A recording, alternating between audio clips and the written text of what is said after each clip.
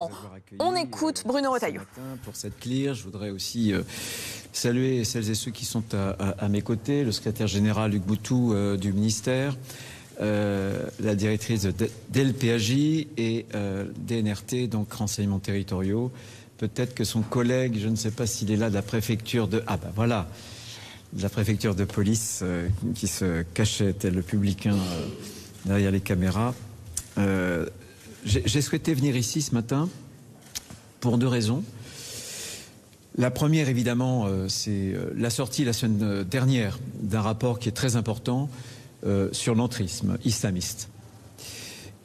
C'est aussi l'occasion pour moi de présider donc une CLIR. Le CLIR, ça signifie cellule départementale de lutte contre l'islamisme et contre le repli communautaire, pour faire un point avec l'ensemble des services de l'État autour du préfet de département Alexandre Brugère, qui est très engagé dans ce combat. Et si je suis ce matin à ses côtés, c'est aussi pour l'encourager, pour le féliciter précisément d'avoir mobilisé l'ensemble des services de l'État autour de cette action qui donne des résultats concrets. J'en ai eu la preuve encore une fois ce matin. Merci, monsieur le préfet, de cet engagement dans un combat qui est un combat républicain qu'il nous faut tous mener au coude à coude. Nous avons donc sorti la semaine dernière et publié ce rapport sur l'entrisme islamiste, et c'est un moment qui est extrêmement important. J'ai observé deux types de réactions d'ailleurs à l'issue de la publication de ce rapport, qui était, je pense, nécessaire pour ne rien cacher, pour mettre dans le débat public ces informations qui sont importantes. Deux réactions que je voudrais d'ailleurs dénoncer. La première, c'est la réaction du déni. C'est le parti du déni, évidemment, qui est celui des Insoumis, de M. Mélenchon, qui a enfourché le premier cheval de bataille, qui est un déni d'ordre d'ailleurs idéologique. Alors que ce rapport concentre un certain nombre de faits. Ça n'est pas d'ailleurs un document politique, pas du tout. C'est un document descriptif, c'est un document clinique, quasiment scientifique, qui a été réalisé par des hauts fonctionnaires après des mois de travail, après 200 auditions. Parmi ces auditions, plus de 40 universitaires très très renommés qui ont fait le point sur une situation de fait. Voilà. Ça, c'est important. Et la première chose, lorsqu'on veut s'attaquer à un adversaire, c'est de le définir et c'est de faire la lumière. C'était l'objet d'ailleurs de ce rapport, qui est un rapport tout à fait factuel. Dans le rapport qui n'a pas été déclassifié, il y a des noms, il y a des organigrammes, il y a des éléments extrêmement précis qui, évidemment, cadrent mal avec le récit de M. Mélenchon et de ses amis les Insoumis, celle d'une France dans laquelle l'islamisme, d'ailleurs comme l'antisémitisme, n'existerait pas, ou seul existerait ce que certains appellent l'islamophobie, qui est un mot que je n'utilise pas, puisque c'est un mot qui a été forgé précisément par les frères musulmans eux-mêmes. Et que M. Mélenchon et ses amis parlent comme les disciples de Tariq Ramadan, je pense que ça doit plus étonner personne, puisqu'ils ne sont pas seulement aveugles, volontairement, je pense, vis-à-vis de l'islamisme, ils sont souvent les complices et même les idiots utiles de l'islamisme à des seules fins électoralistes pour draguer le vote de nos compatriotes musulmans. Donc ça a été une première réaction que je veux dénoncer, cette réaction qui consiste à dénier. Si ces gens-là avaient été avec nous au sein de la CLIR, ils auraient vite vu qu'il y a bien une réalité dans les départements, une réalité très concrète, et j'ai eu l'occasion de toucher du doigt quatre cas d'écosystèmes avérés qui ne souffrent aucune contestation. Voilà. Donc le déni n'est plus possible aujourd'hui. Il l'a été parfois hier. On s'est caché derrière le petit doigt, on a fait la politique de l'autruche. Eh bien, ça n'est pas ma politique. Il faut dire les choses. Parce que on ne perd jamais, je crois, à dire la vérité. On ne perd jamais à dire la vérité, même quand cette vérité, elle est dérangeante. L'autre réaction après le déni, ça a été celui de l'amalgame. L'amalgame. Dénoncer l'islamiste, l'islamisme, ce serait dénoncer nos compatriotes, donc français, musulmans. Je veux dire de façon très très ferme et très précise que ça n'est pas les démocraties occidentales qui ont tapé les frères musulmans, leurs organisations. Ce sont des pays musulmans qui ont interdit les frères musulmans, leurs organisations. Ce sont donc des pays musulmans qui, les premiers, se sont rendus compte des dégâts que ces organisations-là pouvaient faire dans leur propre pays. Le pire des amalgames, c'est celui qui consiste à dire que attaquer l'islamisme, c'est attaquer les musulmans. Ça, c'est le pire des amalgames. Ce que nous voulons, c'est précisément être intransigeants avec l'islamisme pour précisément que nos compatriotes musulmans puissent pratiquer leur foi, compatible avec les principes de la République, de façon paisible.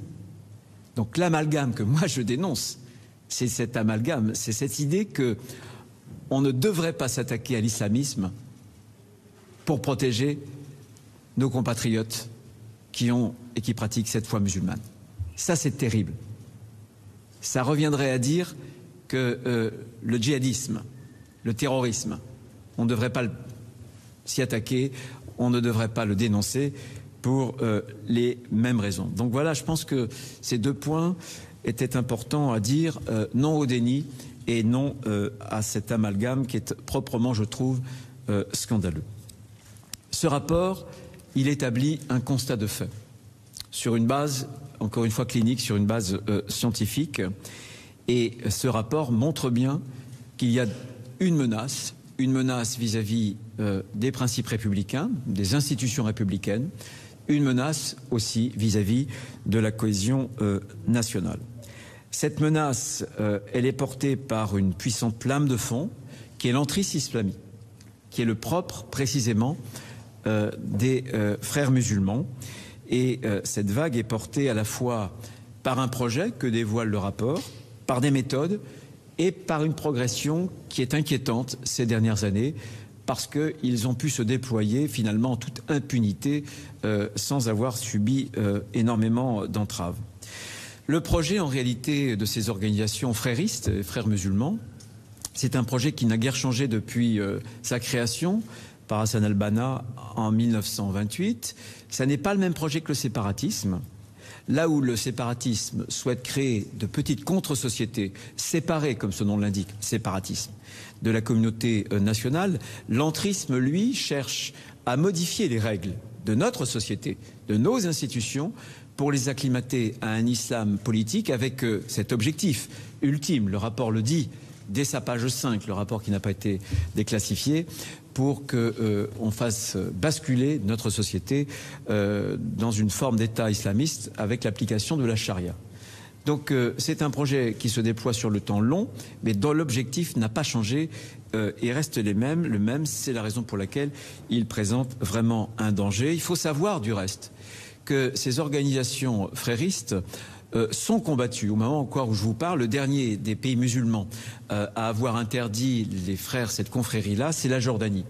Mais parce qu'ils ont eu en réalité ces entraves dans des pays arabes et musulmans, ils se sont largement repliés sur l'Europe.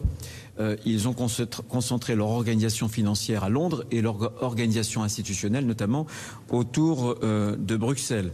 Un de leurs théoriciens, il y a un peu plus d'une vingtaine d'années, M. Al-Souri, avait l'habitude de dire que c'est l'Europe qui était le ventre mou du camp occidental et qu'il fallait concentrer précisément toute l'action sur l'Europe. C'est exactement géographiquement ce qu'ils font. Donc d'abord, un projet avec une géographie, un projet avec, là encore, une visée politique qui est très claire. Ensuite, il y a des méthodes. J'en parlais un peu par opposition au séparatisme, mais les méthodes sont très méticuleuses. C'est à la fois l'entrisme, et c'est aussi un double discours, en tout cas un discours très très lisse. L'entrisme, chacun sait désormais ce que ça signifie, s'attaquer à notre tissu associatif, faire en sorte qu'on puisse créer des écosystèmes à partir d'associations sportives, culturelles, sociales, etc. Aucune des activités associatives ou humaines ne peut et ne doit y échapper. C'est le propre de cette confrérie, c'est le propre de cet islamisme-là, mais il s'accompagne d'un double discours qui le rend d'autant plus dangereux que ce double discours est apparemment très très lisse. Il n'y a pas de paroles violentes. Au contraire, on va utiliser le vocabulaire de la démocratie libérale. On va utiliser par exemple la notion de liberté, on va utiliser la notion de tolérance, mais pour les retourner contre la liberté, pour les retourner contre la tolérance. Un des écosystèmes qui m'a été décrit tout à l'heure visait à l'apprentissage de l'arabe, et une des conditions d'inscription pour les femmes, c'était que les femmes qui s'inscrivaient dans ces cours d'arabe puissent avoir l'autorisation ou du mari ou du père. Vous voyez, donc le discours apparemment médiatique et autres est très très lisse. C'est un discours souvent transactionnel vis-à-vis des autorités publiques, mais il faut s'en méfier précisément parce qu'il vise à dissimuler, il vise à subvertir. Et je pense que là encore, si je reprends, alors là c'est pas Monsieur Al-Souri, c'est Monsieur Al-Kardawi qui est un des théoricien, des idéologues majeurs des frères musulmans, déclarait en 2002, il y a un peu plus d'une vingtaine d'années, cette phrase qui, à mon avis, résume tout. Avec vos lois, nous vous coloniserons. Avec nos lois, nous vous dominerons. C'est bien cette idée d'utiliser nos principes démocratiques contre la démocratie, la liberté contre la liberté et tout le reste. Quant à sa progression, là encore, elle est profonde parce que cet entrisme, peu l'ont vu venir, peu l'ont dénoncé, même si ces dernières années, il y avait un certain nombre de mobilisations. Et je pense que ce rapport a pour mérite de faire un point extrêmement précis. Aucun autre de ces rapports ne l'avait fait. Je signale qu'à l'époque, il avait été demandé par 3 ministres, mon prédécesseur, ministre de l'Intérieur, Gérald Darmanin, le ministre des Armées et le ministre des Affaires étrangères. C'était interministériel. C'est pas Bruno Retailleau, vous voyez, qui a demandé ce rapport. Simplement, je suis arrivé, il était sur la table de mon bureau et je suis très heureux qu'il ait pu donner lieu à un débat public qui continuera dans les prochains mois, j'en suis sûr. Alors, la menace, elle est établie. Elle est caractérisée dans la méthode, dans le projet, dans le temps long. Et maintenant, on a 2 choix finalement. Le premier choix, c'est la fausse prudence. C'est-à-dire, pas de vague. On ne dit rien pour ne pas être accusé. Accusé précisément de vouloir l'amalgame. Or, encore une fois, c'est une vraie injustice vis-à-vis de nos compatriotes musulmans que de faire croire qu'en tapant l'islamisme, on taperait aussi celles et ceux qui professent un islam compatible avec des règles de la République. Donc ça n'est pas possible. Ça n'est pas possible, ne rien faire, faire comme si on ne savait rien. Désormais, ça n'est plus possible, puisqu'il y a ce rapport. Le second choix, c'est la réponse. Et je pense que la dissimulation, c'est-à-dire la taquilla, ça ne peut pas être justement la réponse à la taquilla, la réponse de l'omerta, c'est-à-dire le silence. Voilà. C'est la raison pour laquelle je pense que le dévoilement de ces méthodes, de ces visées et de ce projet devait être public. C'est l'objet de la publication du rapport déclassifié. Déclassifier un rapport, le faire connaître, c'est déjà agir, mais il faut agir de façon très concrète.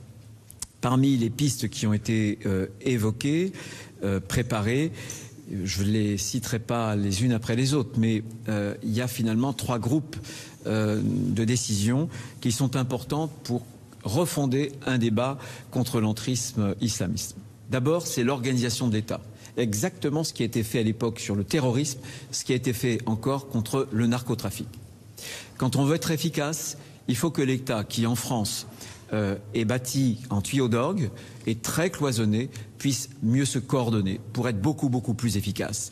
Faire en sorte, comme dans la CLIR tout à l'heure, j'avais une quinzaine de services de l'État qui représentaient beaucoup de ministères, pas seulement le ministère de l'Intérieur, mais il y avait Bercy, il y avait la jeunesse et les sports, il y avait beaucoup d'autres ministères, peu importe, seule une action coordonnée de l'État peut aboutir à quelque chose. Donc on va, comme pour le terrorisme où on avait un PNAT, un parquet national, on avait aussi un état-major, idem sur le narcotrafic, là aussi une nouvelle organisation de l'État central et de l'État territorial.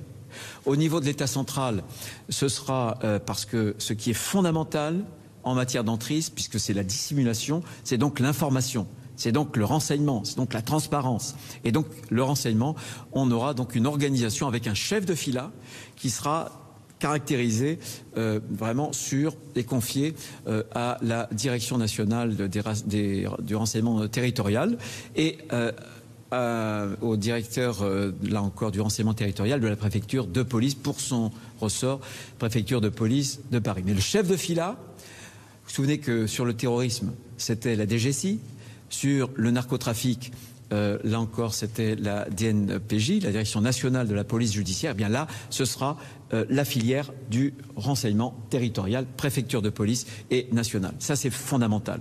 Et à ses côtés, on aura une autorité administrative qui existe, la DLPAJ, qui est représentée donc par Pascal L'Église, qui sera une plateforme centralisée au ministère de l'Intérieur. Participeront à cette plateforme plusieurs autres ministères dont les ressources sont importantes, hein, parce que Bercy, Tracfin, etc., la fiscalité, tout ça est fondamental. Et cette plateforme-là, sorte de, pardon d'utiliser parquet administratif, sera chargée de centraliser, d'aider les préfectures en soutien, de diligenter un certain nombre de contrôles, mais d'orienter les services qui vont contrôler pour savoir quelles sont les preuves, quels sont les indices, quelles sont les traces qui permettront de solidifier un dossier, et ensuite qui montera, ce service, cette autorité administrative montera les dossiers en matière de police administrative. Donc cette autorité administrative, ce sera pour l'entrave, faire en sorte d'utiliser tous les moyens possibles et imaginables qu'on peut avoir pour une entrave vis-à-vis de cet écosystème et de ces associations. Donc ça, c'est le niveau central. Au niveau local, c'est les CLIR, justement. Les CLIR qui pourront être des CLIR de forme plénière ou des CLIR de façon plus opérationnelle. Le propre d'une CLIR, c'est pas de s'attacher à des individus, c'est de s'attacher à partir d'individus. Voilà, c'est de s'attacher à décrire des écosystèmes, à tracer des organigrammes, à tracer des liens, des relations entre des associations, entre des sociétés, etc., des communes parfois. On a eu le cas notamment d'un directeur de cabinet d'une commune du département qui est très impliqué dans un des écosystèmes. Donc on voit bien que l'entrisme, il est partout, y compris au niveau parfois municipal. Voilà, donc premier groupe de décision, une réorganisation de l'État central et une organisation aussi de l'État territorial, bien sûr, pour qu'on puisse être beaucoup plus efficace. Deuxième groupe de décision, un arsenal de nouvelles armes qui nous permettront d'agir de façon beaucoup plus précise. Ce sera le cas, par exemple, on en a parlé, on a vu un certain nombre de cas ce matin sur des publications qui sont des publications qui s'opposent aux principes de la République et qui peuvent être mises à disposition de jeunes consciences, notamment de jeunes élèves. Donc là aussi, un certain nombre de mesures pourront être prises, notamment sur les publications étrangères, pour qu'on puisse réinstaurer un contrôle. Il y en avait eu un dans le cadre de la loi du 29 juillet 1881, qui est la grande loi sur la presse, mais il faut, là encore, je pense, demain, reprendre des mesures pour mieux contrôler le régime de ces publications. Deuxième type de mesure, faciliter les dissolutions. Des dissolutions notamment des associations avec plusieurs mécanismes. On pourrait par exemple ajouter des mécanismes de nouveaux motifs pour dissoudre, qui pourraient être, je prends un des exemples, faire en sorte qu'une association qui prêcherait justement le fait de se prévaloir de sa religion, de ses croyances, de ses origines pour échapper à la règle commune, c'est le cas typique d'un comportement anti-républicain, d'un comportement ou séparatisme ou qui caractériserait l'entrisme. Là encore, j'avais cité l'autre jour au Sénat le régime de dévolution des biens. Il y a eu 2 associations qui avaient été dissoutes, le CCIF et puis Baraka City. Et avant d'être dissoutes, ces associations avaient pu en réalité transférer leurs biens pour Baraka City à Londres et puis pour le CCIF en Belgique. Là aussi, ça nous interroge. Il faut qu'on arrive à parfaire notre système et notre arsenal. Et enfin et surtout, on l'a encore vu ce matin, ce sont les circuits financiers qui peuvent nous permettre de tracer ces relations, ces liens entre les organisations, qui peuvent nous permettre de décrire progressivement quelque chose qui n'est pas transparent, mais qui, comme avec une encre sympathique, peut se révéler à notre regard grâce justement à l'innervation des flux financiers.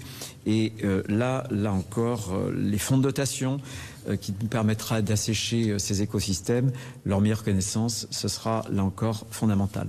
Je terminerai par 3e série de mesures qui sont très importantes, puisque on a, vous le voyez bien, une action qui se dissimule et une action subversive. Par conséquent, c'est la transparence. C'est pour ça que je me suis félicité de la publication du rapport. Et là aussi, il faudra sans relâche expliquer. D'ailleurs, quand on explique, ça fonctionne, puisque le seul fait d'avoir rendu public le rapport a permis notamment au président de la région PACA, Renaud Muselier, et à la présidente du département des Bouches-du-Rhône, Martine Vassal, de diligenter sur le collège-lycée Ibn Khaldoun de Marseille. Ils ont annoncé une procédure et ils ont annoncé tous les deux, l'une pour le collège, l'autre pour le lycée, département et région, la décision pour le moment de suspendre leur financement dans l'attente de l'inspection qui est prévue. Donc cette transparence, elle est nécessaire et elle permet d'informer, si j'ose dire, les uns et les autres qui peuvent avoir des actions, qui peuvent avoir une tutelle, une autorité sur telle ou telle organisation. Là encore, 2e élément, la formation. Nous en avons encore parlé ce matin, il y a des préfectures qui sont en première ligne, comme la préfecture ici des Hauts-de-Seine, d'autres qui le sont moins. Donc nous devons former, bien sûr, les préfets. Nous organiserons dans quelques semaines, monsieur le secrétaire général du ministère de l'Intérieur, un séminaire qui réunira les préfets, mais il nous faudra aller bien au-delà pour la formation des fonctionnaires, pas seulement d'ailleurs du ministère de l'Intérieur, mais cette capacité à former, à éveiller un certain nombre de consciences professionnelles, c'est capital dans le combat que nous voulons mener. Et ça, c'est clairement important. Enfin, sur le combat des idées, puisque c'est le combat des idées qu'il faut mener. Dans le combat des idées, je pense qu'il faudra aussi nourrir la documentation, nourrir la recherche en matière d'islamologie pour qu'on puisse avoir un état, une meilleure connaissance en termes notamment universitaires de ces phénomènes. Voilà ce que je voulais dire pour conclure. Encore une fois, très heureux que ce rapport désormais soit dans le débat public. On a vu qu'il avait suscité de nombreuses réactions. Eh ben, c'est très bien. Il y a pu y avoir des polémiques et c'est parfait. Voilà, on est dans une grande démocratie, on est face à des organisations qui tentent d'entrer en se dissimulant, qui ont des visées qui sont très clairement anti-républicaines, qui menacent la cohésion nationale de la nation.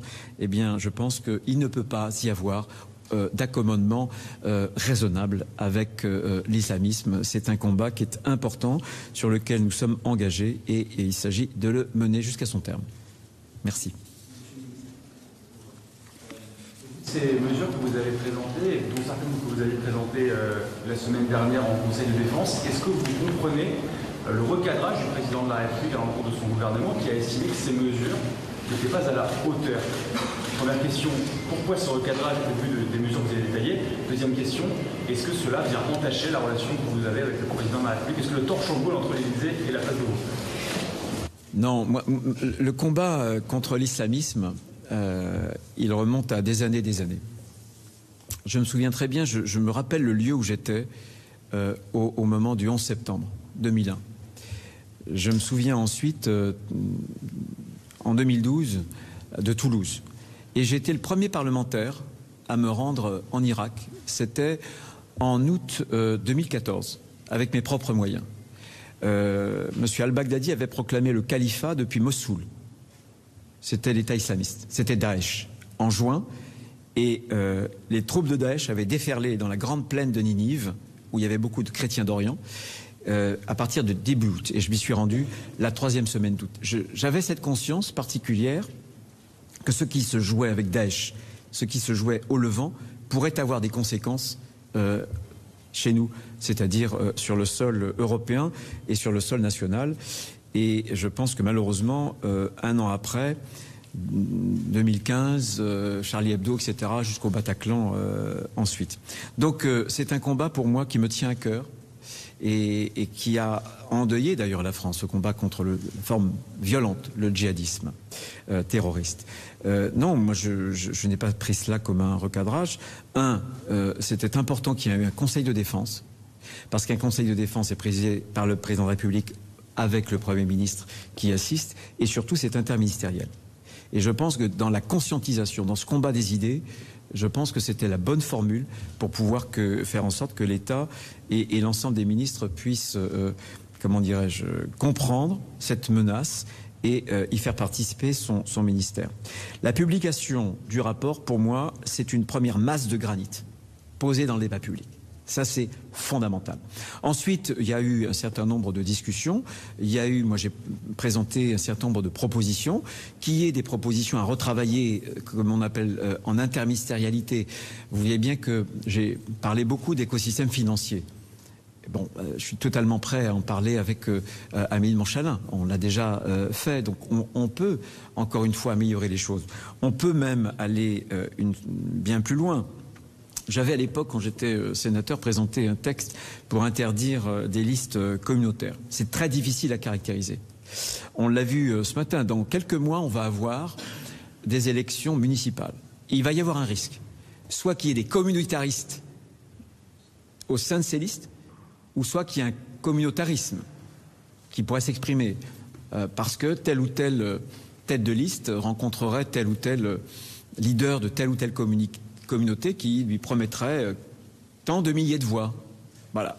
Donc ça, il faut y faire très très attention. Mais le conflit d'intérêts, on l'a vu ce matin dans un cas d'une commune de ce beau département où on a un directeur de cabinet placé auprès d'un maire, voilà, qui se trouve vraisemblablement, peut-être, dans des situations qui rappellent le conflit d'intérêts. Il y a aussi un certain nombre de moyens adjacents pour lutter contre la communautarisation de ces listes. Il y a une proposition de loi constitutionnelle que nous avions fait à l'époque avec Philippe Bas. Philippe Bas, désormais, n'est plus sénateur. Il est membre du Conseil constitutionnel. C'était cette proposition de loi constitutionnelle d'ajouter dans notre Constitution le terme que j'ai utilisé d'ailleurs tout à l'heure quand j'ai parlé de la dissolution des associations, mais j'en parlais pour le CSI, pour le Code de sécurité intérieure, où on pourrait compléter l'article, je crois c'est 211 et quelques, ou 212. Mais je pense qu'on aurait peut-être avantage, certes aujourd'hui il n'y a pas de majorité au Parlement, mais à l'avenir de modifier la Constitution pour y faire rentrer une phrase qui aurait beaucoup de conséquences. Nul ne peut se prévaloir de sa religion, de ses croyances, de ses origines, pour échapper à la règle commune. C'est ce que souhaite faire l'entrisme islamiste, échapper à la règle commune, faire en sorte de tordre la règle commune, faire en sorte de progressivement déplacer la règle commune, l'influencer de telle façon à ce qu'elle devienne compatible avec l'islamisme. L'inscription de cette phrase dans la Constitution, qui évidemment dans le paysage politique actuel est complexe, puisqu'encore une fois il faut une majorité de 3/5, mais réglerait beaucoup de choses, notamment pour un directeur d'établissement hospitalier par exemple, pour un directeur d'établissement scolaire, pour un chef d'entreprise, pour un président d'association. Ça pourrait être là encore quelque chose qui serait intéressant. J'avais aussi, nous avions signé, co-signé sur le voile, puisque j'ai vu que ce week-end que cette question revenait dans l'actualité. Je pense qu'en matière sportive, puisqu'on voit bien que les menées de l'entrisme concernent notamment le sport. Tout à l'heure, du reste, on a eu un cas de prière de rue dans un stade de foot.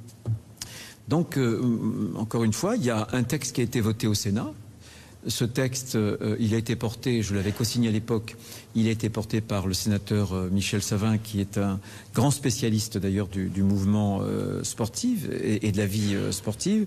Ce texte, il existe. Voilà, c'est d'interdire le voile dans les compétitions sportives, parce que le sport, c'est plus que le sport.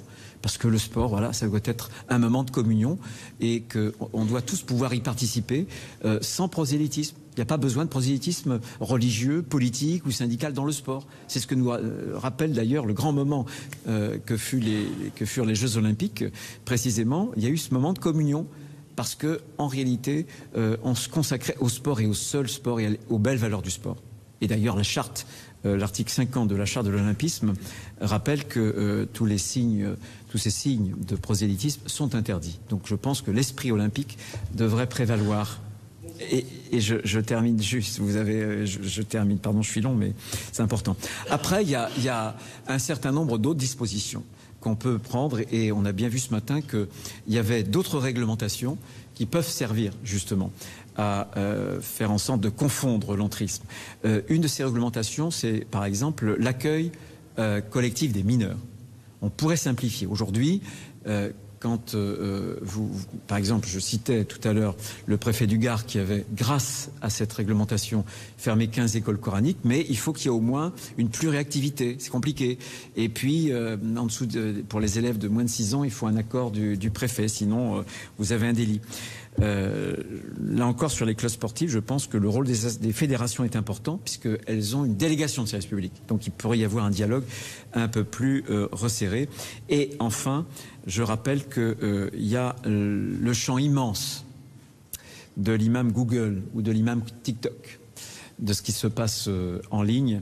On pourrait évidemment donner à Pharos, à cette plateforme, une extension de ses responsabilités. Et enfin, sur le plan international et surtout européen, là aussi on a un rôle, puisque on l'a bien vu pour Baraka City, etc. Il y a des opérations transfrontalières.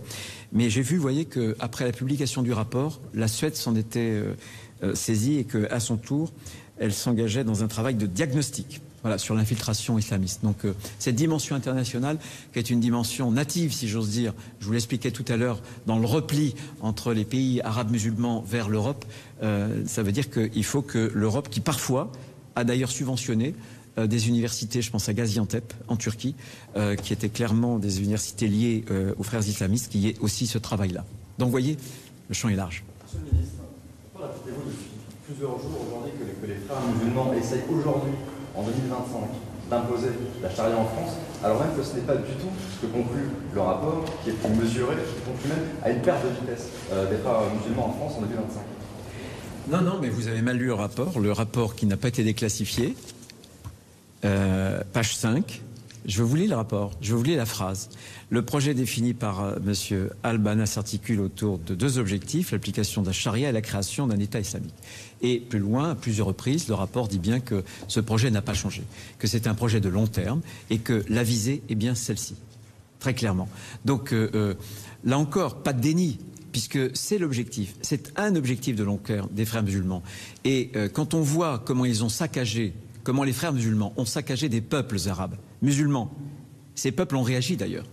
Bien, ne soyons pas moins naïfs que ces peuples-là, que ces pays-là. Oui, oui, parce que ça fait un moment que vous essayez. Du terme islamophobie, vous en avez parlé au début de votre intervention. Au sein même de votre gouvernement, il y a François Bayrou, Premier ministre, qui utilise le terme islamophobie. Est-ce qu'il a tort? Première question. Et deuxième question, est-ce que vous en avez déjà parlé avec lui de l'utilisation de ce terme? Il avait réagi sous le coup de l'émotion, vous savez, après le meurtre d'Abou Bakar Cissé. Ça fait plusieurs années que je suis très sensible à la sémantique utilisée précisément par les frères musulmans. Et le ministère n'utilise jamais le terme d'islamophobie, mais d'actes anti-musulmans. Comme on utilise des actes antichrétiens, actes antisémites. On ne parle pas, par exemple, de judéophobie, parce que c'est beaucoup plus caractérisé. La différence entre l'acte anti-musulman et l'islamophobie, c'est que, d'ailleurs, quelqu'un en parlerait beaucoup mieux que moi, il a été condamné pour les versets sataniques. Salman al-Rushdie. Il a montré comment les frères musulmans, pour interdire toute critique de l'islam, mais toute religion est critiquable. que ce soit la religion chrétienne, que ce soit la religion juive, etc. Donc l'islamophobie, c'est ça. C'est un terme qui a été forgé pour faire en sorte qu'on ne puisse pas critiquer la religion. C'est contraire aux objectifs, aux valeurs des démocraties. Bon. Tandis que les actes anti-musulmans, c'est des actes dirigés contre ceux qui professent cette religion. Et je crois que c'est très important parce que ça rentre dans l'arsenal qui a été forgé par les frères musulmans. Mais quand le Premier ministre en a parlé, il ne pensait pas à mal. C'est simplement sous le coup de l'émotion qu'il a voulu indiquer qu'il y avait ce lien et que c'était un acte anti-musulman. Vous avez beaucoup remercié et félicité le préfet. Est-ce qu'Alexandre Bruger, c'est votre préfet préféré? Écoutez, là, je suis entouré de préfets. Il y en a d'autres qui sont dans la salle. J'ai pas de préfet préféré. J'ai un immense respect pour le corps préfectoral. Je l'ai dit dès en arrivant parce que moi je suis un ancien élu local. J'ai présidé une intercommunalité, un département et une région. Et j'ai bien vu dans l'exercice de ces responsabilités locales, départementales ou régionales, pour que ça fonctionne, il faut qu'il y ait un couple. On a parlé beaucoup pendant la Covid du couple maire-préfet, mais croyez-moi, quand un président de département ou qu'un président de région ne s'entend pas bien avec le préfet, on n'avance pas. Parce que nous sommes la France. La France, c'est un État unitaire, une république une et indivisible, laïque au passage, et on a aussi la diversité de nos territoires. La façon de penser cette unité et cette diversité, elle se fait justement à l'aune de l'action quotidienne des élus et des préfets. Mais je sais que par ailleurs, Alexandre Bruger est très mobilisé sur le combat dont on parle actuellement. J'ai pu m'en rendre compte. Non, ça n'est pas une affaire de politique, c'est une affaire d'intérêt général. Vous voyez, quand on a des organismes, des organisations qui prétendent lutter contre les principes de la République, quand on a des organisations qui prétendent atteindre, subvertir le tissu de la cohésion nationale, c'est pas une question de politique. C'est pas une question de politique. J'écoutais l'autre jour un collègue, Manuel Valls, sur ces sujets-là.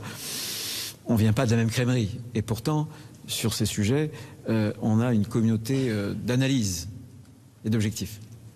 Monsieur le ministre, en Conseil de défense, le président vous a demandé de présenter de nouvelles propositions. Est-ce que les mesures que vous venez de dévoiler en font partie? Et est-ce que vous pouvez nous raconter comment vous travaillez avec l'Élysée, le Quai d'Orsay et les autres ministères pour lutter contre l'emprisonnement?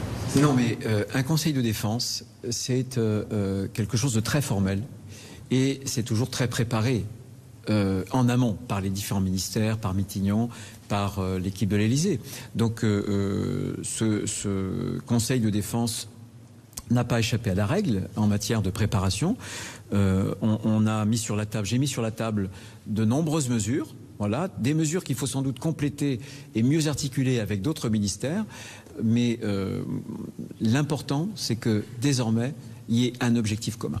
Je pense que quand le président de la République a mis sur la table justement cette priorité de lutte, de combat contre l'islamisme, moi je m'en réjouis. Pour les mineurs de moins de 15 ans, la proposition formulée par Gabriel Attal ces derniers jours, vous soutenez cette proposition? J'ai indiqué ce que j'en pensais. Je pense qu'on a des textes par lesquels on pourrait commencer. Et je vous ai cité tout à l'heure l'interdiction du voile dans les compétitions sportives. Parce qu'il y a cet article 50 de la charte de l'olympisme et on est tous attachés à faire prévaloir les valeurs du sport parce que par ailleurs les fédérations sportives sont des délégataires notamment de services publics au nom de l'État pour les sports, les disciplines sportives qu'elles encadrent. Donc ça me paraît quelque chose de très cadré. Et enfin, cette PPL a été votée au Sénat, donc il ne resterait plus qu'à l'inscrire. Donc je propose moi qu'on commence par ça. Le souci des moins de 15 ans, c'est aussi un souci d'application. C'est-à-dire que quand on édicte une règle, il faut être certain qu'après l'édiction de la règle, on puisse la faire appliquer. C'est plus compliqué. C'est quoi qui serait plus simple d'interdire, de rendre illégaux les frères musulmans pour pouvoir les judiciariser? Ça, c'est une question, vous avez raison de me la poser, c'est une question qui est très lourde, je me la suis souvent posée. Et quand je regarde les pays arabes, on voit bien que la seule interdiction de la structure frères musulmans, finalement, n'obtient rien en termes de bénéfices très concrets parce que c'est une tête de pyramide qui se délocalise très rapidement, très facilement. J'ai parlé tout à l'heure de la dévolution des biens, j'ai parlé aussi du redéploiement de cette organisation, notamment en Europe, à Londres, à Bruxelles, etc. Non, si l'on veut dissoudre, si l'on veut entraver, il faut entraver leurs œuvres, leurs actions, à travers les clubs, à travers les associations, à travers la prédication, les mosquées, etc. C'est comme ça qu'on peut être le plus efficace. Sinon, vous décréterez un interdit. Il faut que le juge, d'ailleurs, y fasse droit, ce qui est autre chose, dans notre droit à nous. Mais surtout, vous ne réglez rien. Vous ne réglez rien, puisqu'ils continueront à tirer les ficelles de ces écosystèmes. Donc, si on veut les taper et si on veut précisément les combattre, il faut précisément combattre l'ensemble de ces écosystèmes. C'est ça qui est efficace. Et l'exemple, encore une fois, d'un certain nombre de pays arabes nous montre que c'est pas en interdisant cette confrérie qu'on obtient des résultats. Il faut aller au-delà. Et médicaments. Merci. Rapidement. Mais sabotage dans le Var. Je ne prendrai pas de questions d'actualité. Parce qu'après, il y aura les crypto-monnaies. Puis voilà, donc on sera là encore. Le ministre de l'Intérieur qui ne souhaite pas répondre aux questions d'actualité. Il était à la préfecture des Hauts-de-Seine ce matin pour parler des mesures mises en place, son projet, son plan pour s'attaquer à l'islamisme.